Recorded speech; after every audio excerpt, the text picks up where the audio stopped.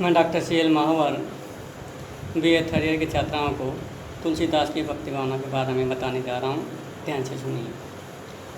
तुलसीदास राम भक्ति काव्य के प्रमुख कवि थे और इनकी भक्ति दास्य भाव थी। भगवान श्री राम को अपना आराध्य मानते थे और अपने आप को उनका दास मान करके अपनी भक्ति की और उनके चरणों में अपनी वंदना की। तो तुलसीदास थे वो राम भक्त थे और अपने आप को भगवान श्री राम का दास मानते थे और दास रह कर के ही दास के रूप में ही उन्होंने भगवान राम की भक्ति की और अपने भगवान के चरणों में अपनी काव्य रचना की। जो भी काव्य रचना की उन्होंने अपने आप को श्री राम का दास मान करके काव्य रचना की और जो भी काव्य लिखा उन सबको भगवान राम के चरणों में समर्पित कर दिया। तो उनकी जो भावना थी भक्ति की वो दास्य भावना थी, अर्थात मैं तो भगवान का दास हूँ। और दास का कोई वो नहीं होता, जैसे भगवान चाहता है जहाँ पर उठाना बैठाना जिस प्रकार से वो कहता है उनके आदेशों की पालना उनके अनुरूप की जाती है। यानी मैं दास हूँ तो मेरा कोई इसके अंदर अपना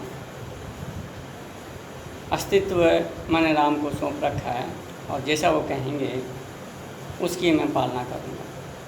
मेरा उसमें कुछ भी नहीं होगा, क्योंकि जो भी कुछ कहेंगे भगवान उसी का मैं पालन करूँगा, अक्षर से पालन करूँगा। तो ऐसी भक्ति को ध्यान में रखकर तुलसीदास ने अपनी भावना के माध्यम से राम को अपना आराध्य मान करके जो भक्ति की वह अक्षुण्य भक्ति है। कहीं पर देखने को ऐसा नहीं मिलता कि ऐसे कोई व्यक्ति अपने आप को किसी को समर्पित कर दे, पर तुलसीदास ने अपने आप को श्री राम को समर्पित कर दिया था और समर्पित होकर के उन्होंने भक्ति की थी। नंबर 2, प्रभु की उदारता और महानता में विश्वास।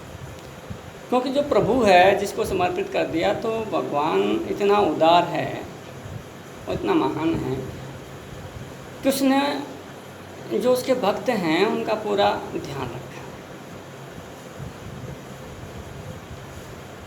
यानी दासों को भी दास न समझ करके अपना स्वरूप अपने समान उसको समझा। बड़े महान हैं। उसने छोटों को भी अपने गले लगाया, सहारा दिया। तो जो व्यक्ति छोटे व्यक्तियों को उठाता है, अपने पास रखता है, अपने पास स्थान देता है, वो महान होता है। तो ऐसे तुलसीदास भगवान राम में एक उदारता का, एक महानता का आदर्श स्थापित करते हैं। अगर उसके जो भगवान हैं ऐसे महान हैं, उनके प्रभु इतने महान हैं, अगर छोटे से छोटे व्यक्ति को भी अपने पास में बिठाते, उसको गले लगाते हैं और अपने उदार विचारों से उसका मन मोह लेते हैं। यानी उसकी छोटी या चाहे बड़ी हो, सारे दुख उसके पास में आते हैं, उसके दुख दूर हो जाते हैं, क्योंकि इतने उदार इतने महान हैं उसके राम तुलसीदास जी। तो कहते हैं कि जो उसके भगवान हैं, उसके ईश्वर हैं, बड़े महान हैं और उनके मन में जो उदारता है वो बड़ी दीर्घ है, क्षीण नहीं है, छोटी नहीं है। उनके मन की जो भावना बड़ी महान है। इसलिए कहते हैं कि तुलसीदास की जो भावना थी भगवान राम के प्रति दास्य भावना थी, तो प्रभु को वो बड़ा महान मानते हैं कि बड़े महान थे और बड़े उदार थे। नंबर 3, संबंधों का केंद्रीकरण। देखा कि रामचरितमानस के अंदर जो संबंध तुलसीदास ने बताए हैं, पिता का संबंध है, माता का संबंध है, भाई का संबंध है और उनके राजमहल में काम करने वाले जो कर्मचारियों का संबंध है, जनता का संबंध है, पति पत्नी का संबंध है, बहन भाई का संबंध है, पिता पुत्र का संबंध है। उनको उन्होंने केंद्रीकृत किया, यानी एकीकृत किया कि किस प्रकार से एक साथ अपने में आकर्षित किया, सम्मानित किया। कि देखा कि रामचरितमानस में देखा जाए तो राम का जो परिवार है, राम का जो उसके अंदर पिता है, माँ है, बंधु है, भाई है, वो सब किस प्रकार से एक साथ एक से दूसरे से जुड़े हुए हैं, बिखरे हुए नहीं हैं, अलग अलग नहीं हैं, बल्कि उनमें आपस में संयोग की बनाना, संबंध, अटूट संबंध, उनमें बिखराव नहीं है, अलगाव नहीं है, बल्कि आपसी स्नेह, प्रेम और संबंधों की प्रगाढ़ता इसके अंदर अंतर्गत है। और तुलसीदास ने रामचरितमानस में उसी संबंधों को प्रगाढ़ रूप से दिखाया। आखिर राम का व्रत के साथ में कैसा संबंध है और व्रत का राम के साथ में कैसा संबंध है, लक्ष्मण का व्रत के प्रति कैसा है तो राम के प्रति कैसा है। लेकिन देखा होगा कि इस संबंध के अंदर जो भाइयों का जो संबंध है, भाइयों का प्रेम है, स्नेह है, कितना आदर्श है, आदर्श रूप में स्थापित किया और आपस में एक दूसरे को मिलाते हैं, बिछड़ाते नहीं, अलग नहीं करते। तो इसलिए हम देखते हैं कि रामचरितमानस के अंदर इतने संबंध है आपस में, चाहे माँ का हो, बहन का हो, भाई का हो, राजा का हो, प्रजा का, आपस में संबंधों को केंद्रीकृत किया, एकीकृत किया, बिखराव नहीं किया, अलगाव नहीं किया। नंबर 4, आत्मबोधन और आत्म परिष्कार। देखा कि इसके अंदर तुलसीदास जी ने अपने मन के अंदर अपने आप को परिष्कार किया, अपने आप को देखा, परखा है, अंतर्बोध को, अब मेरे अंतर्गत क्या है, मैं उसका अच्छे से परिष्कार करूं, समझूं और समझ करके फिर आत्मज्ञान से प्राप्ति करके फिर उसको मैं परखने के बाद में फिर उसको बाद में लोगों के सामने प्रस्तुत करूं तो वो ऐसे प्रस्तुत हो सब लोगों में आखिर वह आदर्श का स्थान पाए। क्योंकि अंतरात्मा जिसके आत्मबोधन बड़ा अच्छा होगा, दीर्घगामी होगा, उसका आत्मा का जो परिष्कार होगा बड़ा, जिसका जितना उदार, जितना बड़ा, जितना महान होगा, उसका ज्ञान भी उतना ही महान होगा, बड़ा होगा, दीर्घ होगा, सूक्ष्म नहीं होगा बल्कि दीर्घ होगा। नंबर 5, आत्मदोषों का प्रकाशन। अब अपने अंतर्गत कितने दोष भरे पड़े हैं। लोग बाग दूसरों में तो दोष देखते रहते हैं, दूसरों के दोष बताते रहते हैं, दोषारोपण करते रहते हैं, लेकिन खुद के अंतर्गत कितने दोष है, खुद में कितने दोष है, उसको पता नहीं होता है। इसलिए वो खुद अपने आप अपने दोषों को परखता है, अपने प्रकाशन करता कि मेरे में ये दोष है, मैं इन दोषों का बखान आपके सामने कर रहा हूँ। तो आत्मदोष वो खुद प्रकाशित करता है। तो तुलसीदास अपने दोषों को बताता है कि मेरे में इतने इतने गुण भरे पड़े हैं बेकार के, हे भगवान, हे राम, मेरे में इतने सही कई सारे गुण नहीं हैं, अवगुणों से मैं मंडित हूँ, मेरे सारे दुर्गुण हैं, उनको तो निकालना, ध्यान रखना। अगर मैं दुर्गुणी हूँ, मेरे में बहुत सारे दुर्गुण भरे पड़े हैं, सोच समझ करके मेरे को अपनाना, क्योंकि मेरे अंतर्गत बहुत सारे दोष हैं और उन दोषों को ध्यान में रखना, क्योंकि मैं आपकी शरण में पड़ा हूँ। मेरे दोषों को अनदेखा करना, मेरे दोषों की तरफ मत जाना, क्योंकि मैंने मेरे सारे दोष आपको बता दिए, आपके निगाह में ला दिए, अब उसको देख लेना। नंबर 6, आत्मनिरीक्षण। आत्मा से यानी अपने मन में निरीक्षण कर ले कि जो मैं बात कह रहा हूँ बिल्कुल सही है गलत है, परख लें अपने आप। अब जो मैं कहने जा रहा हूँ, जो मैंने बात कही है, वो बात अक्षर से बिल्कुल सही होनी चाहिए। मैंने निरीक्षण कर लिया, उसका परीक्षण कर लिया, कहाँ पर, मेरी आत्मा के अंतर्गत, और तब जाकर के मैं बता रहा हूँ। अतः जो आत्मा की बात होती है कभी गलत नहीं होती, इसलिए आत्मा ने, अंतरात्मा ने उसका निरीक्षण कर लिया है, और आत्मा ने जो निरीक्षण कर लिया वो कभी गलत नहीं हो सकता। इसलिए जो मैं बात कह रहा हूँ मैं आत्मनिरीक्षण के बात में कह रहा हूँ।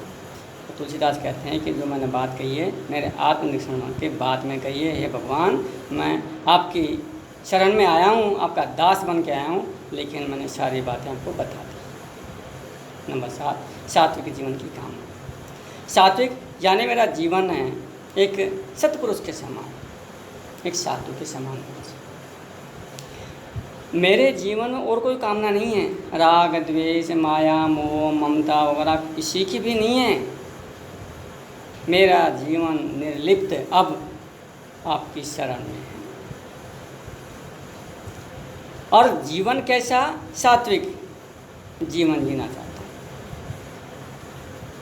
जिसमें कोई दोषारोपण नहीं हो, कोई लाग लपेट नहीं हो, और किसी प्रकार का कोई लोभ मोह माया ममता किसी से मेरा लगाव नहीं है।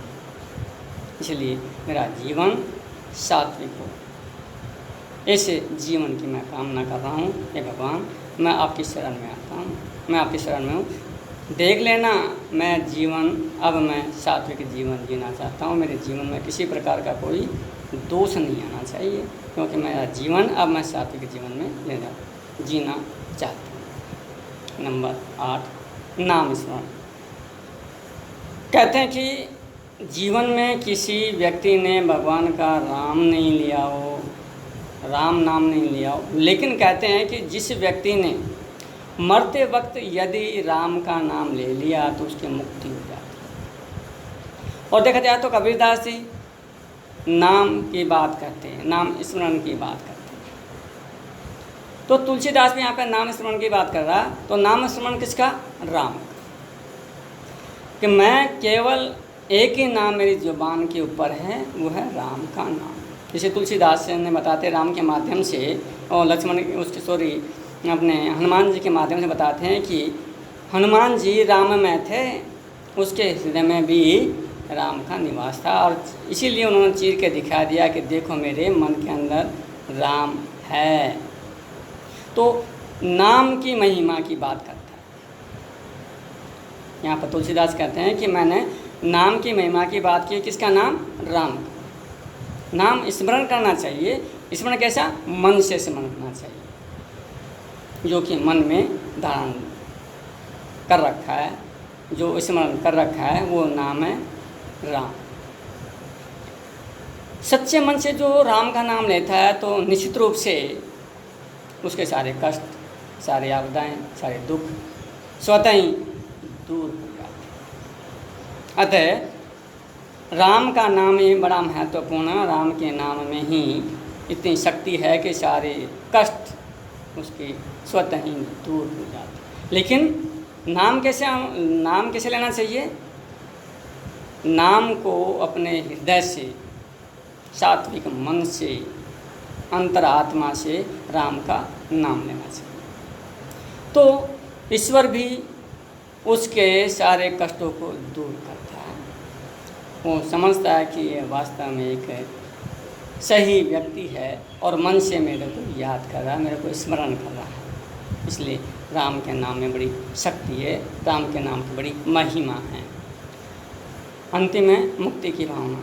हर एक व्यक्ति चाहता है कि इस जन्म मरण के जो आता और जाना जो लगा रहता है जन्म मरण से, इससे मुझे मुक्ति मिले। तो मुक्ति कब मिलेगी? मुक्ति तब मिलेगी जब कि हम श्री राम के चरणों में जाएंगे, राम का नाम लेंगे और सारे कार्य निर्लिप्त होकर भगवान के चरणों में सौंप देंगे, सच्चे मन से सारे काम करेंगे, तो निश्चित रूप से भगवान हमें इस लोक से मुक्ति प्रदान करेंगे। और पूरा जीवन में हर एक व्यक्ति चाहता है कि इस जीवन से मुझे मुक्ति मिले। जो आना और जाना लगा हुआ है तो उससे मुक्ति पाने के लिए लोग भक्ति करते हैं, आराधना करते हैं और पूरा जीवन समर्पित करते हैं कि हे भगवान मुझे अब इस संसार में आने जाने से मुक्ति प्रदान कर। तो मुक्ति की भावना भी तुलसीदास यहाँ चाहते हैं कि मेरे को अब इस संसार से मुक्ति प्रदान कर दें। क्यों? आखिर मैंने जीवन अब जी लिया है और अब मैं संसार से मुक्ति चाहता हूँ। और मुक्ति कहाँ से मिलेगी? भगवान के शरण में जाने से।